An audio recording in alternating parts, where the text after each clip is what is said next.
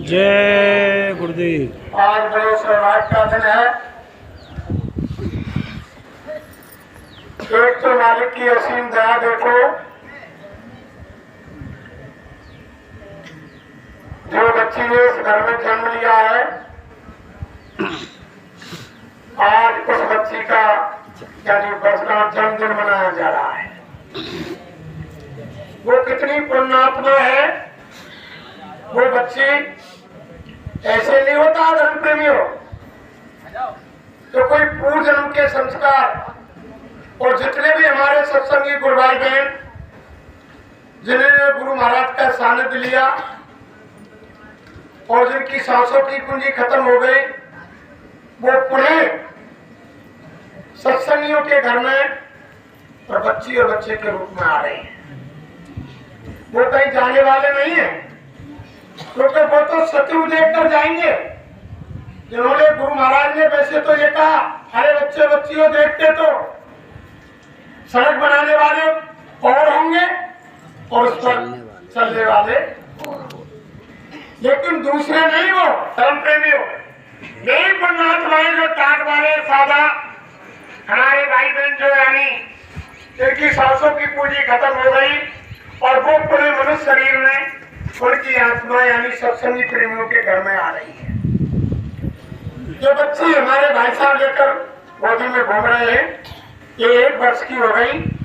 आज इनके जन्मदिन के उपलक्ष्य में यह सत्संग कार्यक्रम हो रहा है। छोटी मोटी पुण्यात्मा नहीं होती है, जिनका कार्यक्रम यानी सत्संग का कार्यक्रम जिनकी जन्मदिन के हिसाब से मनाया जाता हो, तो गुरु महाराज की बहुत बड़ी दया है। वैसे संत महापुरुषों के यहाँ जन्मदिन कब होता है? असली जन्मदिन महापुरुषों के पास जब होता है, जब जीव को नामदान मिलता है, उसी दिन से संभाला जाता है। भाई जब किसी जीव को नामदान मिल गया तो महापुरुषों के वहां गिनती होती है कि आज इसका असली जन्मदिन हो गया, आज इसका असली जन्म हुआ है।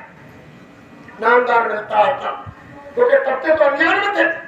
लेकिन जब महापुरुष के सानिध्य में पहुंच गए और उन्होंने वो नाम की दौलत बख्शीश कर दी और काल भगवान से आत्मा की डोरी छुड़ा करके अपने हाथ में ले ली। हमारे धर्मशास्त्र ऐसा कहते हैं कि मन की डोरी माया के हाथ में और चित्त की डोरी ब्रह्मा के हाथ में और बुद्धि की डोरी विष्णु के हाथ में और अहंकार की डोरी शंकर के हाथ में और जीवात्मा की डोरी काल भगवान के हाथ में होती है। लेकिन जिस समय महापुरुष नामदान देते हैं, उस समय काल भगवान से आत्मा की डोर को लेकर के अपने हाथ में सुबह कर लेते हैं। और उसी दिन जब नामदान मिलता है, उसी समय जीव के अंदर महापुरुष प्रवेश कर जाते हैं, अंग संग रहते हैं, 24 घंटे हर वक्त उसकी संभाल करते हैं। तो तभी से महापुरुषों ने कहा कि जीव का असली जन्म उसी समय होता है जब वो नाम की दौलत मिल जाती है। और वैसे हम तो उल्टो जन्मदिन मनाओगे, जिसपे घर बच्चा पैदा ना हुए, जब हम काके बच्चा पैदा आया तो काके अरे बात घर में दियो थे। और हम तो आजकल क्या कर रहे हैं, जन्मदिन मनाने पे मोमबत्ती भजवा में पहुंच गए, दीपक भजवा है वो ना हो, लेकिन ये संतुलन नहीं करता है। और चलो अपनी अपनी सोच का विचार है। असली जन्मदिन महापुरुषों के यहाँ जब नामदान मिल जाता है जीव को तब होता है। और असली पुण्यतिथि कब होती है? जब जीवात्मा नामदान लेने के बाद इस मनुष्य मंदिर में अपनी थर्ड यानी तीसरी आंख ज्ञान चक्षु और दिव्य दृष्टि को जीते जी खोल लेती है और मालिक का दीदार दर्शन जीते जी कर लेती है। तो उस समय जब वो आत्मा जाती है, उसको कहते हैं पुण्य, वो पुण्यतिथि होती है। वैसे तो हमारे तमाम मना रही वैसे साधारण, लेकिन महापुरुषों की नजरों में वो पुण्यतिथि होती है और जन्मदिन नामदान लेने के बाद होता है। चलिए, तो जिन जिन भाइयों ने नामदान ले लिया उस दिन 12 साल की अवस्था में 30 की, 20 की, 50 की, 60 की, तो 60 साल के हो गए। संसार के हिसाब से तो वो 60 साल हो गए, लेकिन नामदान गुरु के सानिध्य में हम 60 वर्ष में गए और उस दिन नामदान मिला तो समझ लो आज हमारी आत्मा का जन्म हुआ है। उस दिन से जन्म हुआ है, महापुरुष उस दिन से सवाल करते हैं। तो देखिए प्रेमियों, मैं ऐसी पुण्यात्मा को बार बार नमन करूंगा जिनके यानी जन्मदिन पर यह सत्संग कार्यक्रम हो रहा है। और जो सत्संगी प्रेमी होते हैं उनके यहाँ तो कोई भी कार्यक्रम, जो शुभ कार्यक्रम किया जाता है वो सत्संग की शुरुआत से किया जाता है, तो कौन लोगों को भी लाभ मिलता है भाई, सत्संग से उन लोगों को भी लाभ मिलता है। अगर अचानक महापुरुष की कोई वाणी आ गई और किसी भाई बहन के हृदय में चुभ गई और संसार का रास्ता बदल दिया और यानी वो परमात्मा के रास्ते पर लग गया, उसका आत्म कल्याण हो गया, तो सत्संग कराने वाले को और सत्संग सुनने वाले को और सत्संग में आने वालों को सबको यानी इसका लाभ मिलता है। कोई खाली नहीं जाता है, खाली नहीं जाता महापुरुषों के दरबार से। स्वयं महाराज कहते थे, अरे बच्चे बच्चे हो, जब तुम अपना घर परिवार और अपना कामकाज छोड़ करके यहाँ आए हो, जैसी भावना लेकर तुम आए हो वैसे ही तुम्हारे लिए किसी को 1 आना, 2 आना, 4 आना और यानी 5 आना, 8 आना, 10 आना, 12 आना, 16 आना तक लाभ आपको मिलेगा, जैसी भावना हो। कोई मालिक के दरबार से वंचित नहीं जाता है। जो प्रेमी आए हुए हैं यानी कुछ ना कुछ चीज, कोई ना कोई लाभ गुरु महाराज के सत्संग से अवश्य मिलता है और कभी नहीं छोड़ना। बहुत से प्रेमी ये समझ लेते हैं, अरे कल क्रम आ गए सत्संग सुनो मुरारी को, कल मान सिंह को सुनो, रोज रोज उनकी कहा सुने, बात नहीं है। जो गुरु महाराज ने बताया धन प्रेमियों, जो ऑटोमेटिक कैमरा प्रत्येक जीव के साथ लगा हुआ है उसमें सब आत्माओं की रील बन रही है और सब आत्माओं की रील बन रही है और सारी रील पेश होती है। ऐसा नहीं है कि व्यर्थ जाए, सब भाई बहनों के सर पर ऑटोमेटिक कैमरा लगा हुआ है, ये सत्संग सुन रहे हैं, सारा सीन कैमरे में आ रहा है, 2 दूत कंधों पर बैठे हुए वो लिखाई हो रही है, वो कैमरा चल रहा है। कभी भी ये नहीं समझना चाहिए यानी भाई हम खाना क्यों खाते हैं रोज रोज, क्यों रोजीना बनाने, क्यों रोज आटे को ताजा पीसते, रोज यानी ताजा रोटी बनाते हैं। जब रोटी तो खानी है, एक दिन पीसो, एक दिन इकट्ठी रोटी बना के बाद बरसों कोठी में काम पर निकाल ले। तो ऐसे यानी सत्संग में जैसे जाने से ताजगी आती है, ऐसे ही ताजा भोजन चाहिए, ताजा ऐसे हर चीज चाहिए, तो सत्संग के अंदर जाएंगे तो ताजगी आती है। महापुरुषों ने कहा कि सत्संग जल जो कोई पावे और मैलाई सब कट कट जाए। ना जाने सुबह से शाम तक हम अनजाने में कितने अच्छे बुरे कर्म करते हैं, हमको मालूम नहीं पड़ती है। हम ये सोचते हैं कि हमने कोई पाप कर्म नहीं किया, कोई बुरा कर्म नहीं किया, लेकिन अनजाने में बन जाता है। और जब हम सत्संग में गए या मालिक से शाम को जब हम ध्यान भजन सुमरन पर बैठे, अपने गुनाहों की माफी मांगी तो उससे भजन ध्यान सुमरन से माफी हो गई और सत्संग में चले गए, वहां यानी गुरु दरबार में माफी मिल गई। तो ये सत्संग जल है, जब इसमें आप स्नान करोगे तो हमारे कर्म धुलेंगे। जैसे कोई पौधा बो दिया, अगर उसके अंदर पानी नहीं दिया जाएगा तो वो सूख जाएगा। ऐसे ही सत्संग नहीं मिलेगा। आपने नामदान ले लिया, गुरु महाराज के सानिध्य में पहुंच गए और घर बैठ गए कि हमने तो नामदान ले लिया और जाने की क्या जरूरत है और ध्यान भजन सुमरन घर करेंगे। अरे धर्म प्रेमियों, जब तक तुम सत्संग में नहीं जाओगे तुम्हारा पौधा यानी अंकुरित तो हो चुका लेकिन वो कदापि बड़ा नहीं हो। जब उसमें सत्संग रूपी जल लगेगा तो ताजगी आएगी और अंदर में भाव लगेंगे और बड़े की अग्नि प्रकट होगी।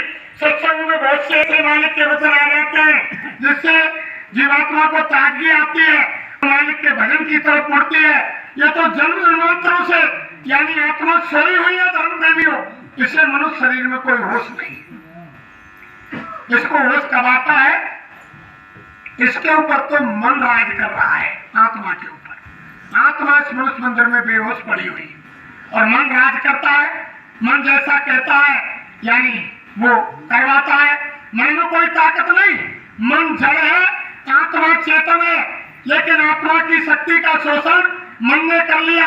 जैसे किसी पेड़ के ऊपर अंबर बेल होती है, उसमें कोई जड़ नहीं होती है, लेकिन पेड़ की शक्ति को खींच करके स्वयं हरी बनी रहती है और पेड़ को सुखा देती है। ऐसे ही आत्मा में ताकत है, वो चेतन है, वो उसके अंदर 16 सूर्यों का प्रकाश है। छोटा मोटा प्रकाश नहीं बताया ने, ये एक सूरज है, ये इसमें कितना तेज है, कितना प्रकाश है। 16 सूर्यों का प्रकाश आत्मा के अंदर है, लेकिन उसका प्रकाश कैसे खत्म हो गया? जैसे कोई बल्ब जल रहा है और बल्ब के ऊपर एक कपड़ा डाला जाए तो थोड़ी रोशनी कम हो जाएगी, दूसरा डाला जाए फिर रोशनी कम हो जाएगी, तीसरा डाला जाए फिर रोशनी कम हो जाएगी, ऐसे चौथा पांचवा अनेक कपड़े डाले तो उसकी रोशनी बिल्कुल खत्म हो जाएगी। ऐसे जीवात्मा के ऊपर 4 शरीर को गुरु महाराज ने बताए, यानी स्थूल, लिंग, सूक्ष्म और कारण। 4 शरीर तो गुरु महाराज ने बताए। फिर जीवात्मा के अंतकरण पर यानी गंदगी कर्मों की, अच्छे बुरे कर्मों की गंदगी, तो यानी जीवात्मा इस मनुष्य मंदिर में इतनी बेहोश पड़ी हुई है तो इसे मालूम ही नहीं कि मैं कहां से आई हूं और मैं क्या कर रही हूं और मुझे क्या करना है और अंत में मुझे कहां जाना है और मुझे करना चाहिए। लेकिन जब सत्संग में पहुंचोगे धर्म प्रेमियों, जब महापुरुषों के वचनों की यानी महापुरुषों के शब्दों की जब चोट मन पर पड़ेगी तो मन यानी ध्यान भजन स्मरण की तरफ मुड़ेगा। जब मन मुड़ेगा तो खुराक आत्मा को मिलेगी, जब आत्मा को खुराक मिलेगी तो अंतर में वो जागेगी और जाग करके तब वो अपने घर जाने की तैयारी करेगी। कैसे नहीं करे? तुम रात दिन घर बैठे रहो, नाम ले लिया, सत्संग नहीं सुनेंगे तो ध्यान भजन स्मरण कदापि नहीं बनेगा। आप ये सोच लें कि हमने नाम ले आए, अब क्यों जाए हम सत्संग में, क्या बैठ के भजन कर लेंगे, क्यों समय खराब करें, क्यों डीजल पेट्रोल बढ़ाएं, क्यों गाड़ी को किराया दें। यानी ये सारी चीज यानी सोच निकृष्ट है, गलत है। यानी जाने कहीं सत्संग हो, समय है तो निकाल करके यानी अवश्य सत्संग में जाकर के शरीक होना चाहिए, पहुंचना चाहिए। ताजगी आती है तो हमेशा सत्संग को कदापि नहीं छोड़ना चाहिए। तो जीवन के ऊपर 4 खोल ये ऐसे नहीं छूट जाते। स्वामी महाराज ने यह भी बताया कि यानी स्त्री पुरुष का भेद, जब तक 4 शरीर रहते हैं तब तक स्त्री पुरुष का भेद रहता है, और जब मान सरोवर में जीवात्मा स्नान कर लेती है, 4 शरीर छूट जाते हैं, उसके बाद ना स्त्री रहती है और ना पुरुष रहता है, यानी आत्मा स्वरूप हो जाती है, उसमें कोई फिर भेद नहीं रहता। लेकिन जब तक 4 शरीर रहते हैं, और ये भी नहीं है कि परिवर्तन हो जाए, स्त्री में ही जन्म लेगी या कोई जानवर मिले, पक्षी मिले, किसी मिले, यानी नर नरी रहेगा और मादा मादा ही रहेगी। 4 शरीर होता है, लेकिन 4 शरीर जब खत्म हो जाते हैं तो उसके बाद इस पुरुष का भेद खत्म हो जाता है, मान स्वरूप पर जाकर। तो गुरु महाराज ने बताया कि पहला स्थूल शरीर ये 5 तत्वों का है, जल, पृथ्वी, अग्नि, वायु, आकाश। ये सबसे मोटा कपड़ा है जो स्थूल शरीर है, और इससे भी फिर दूसरा शरीर है 17 तत्वों का, 10 इंद्रिया, 5 ज्ञानेन्द्रिया, 5 कर्मेंद्रिया, 3 गुण रजोगुण, तमोगुण, सतोगुण और 4 अंतकरण, अहंकार। ये 17 तत्वों का है जो जीवात्मा स्थूल शरीर को छोड़ करके सार करके और जब यानी लिंग शरीर में पहुंच जाती है तो लिंग शरीर से सारे संसार की रचना को देख सकती है। स्थूल छोड़ने के बाद साधना के द्वारा, तो साधना के द्वारा स्थूल शरीर छोड़ दिया और यानी लिंग शरीर में प्रवेश कर गई तो सारे संसार को वहीं से बैठे देख सकती है। तीसरा शरीर यानी सूक्ष्म, वो सूक्ष्म शरीर 9 तत्वों का है, शब्द, स्पर्श, रूप, रस, गंध और 4 यानी अंतकरण, मन, चित्त, बुद्धि, अहंकार, वो 9 तत्वों का है।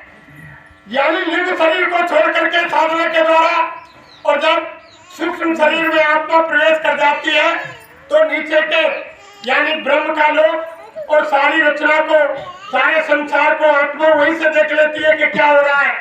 फिर चौथा शरीर कारण शरीर, वो 5 तत्वों का है, वो शब्द, स्पर्श, रूप, रस, गंध। शरीर में जीवात्मा पहुंच जाती है तो तीनों शरीरों को यानी ऊपर से देख लेती है कि वह क्या हो रहा है। और जब ये कारण शरीर खत्म हो जाता है यानी जब मान सरोवर में स्नान जीवात्मा कर लेती है तो वो हंस स्वरूप हो जाती है। उसके बाद फिर कभी यहाँ मृत्यु लोक में जीवात्मा नहीं आती है।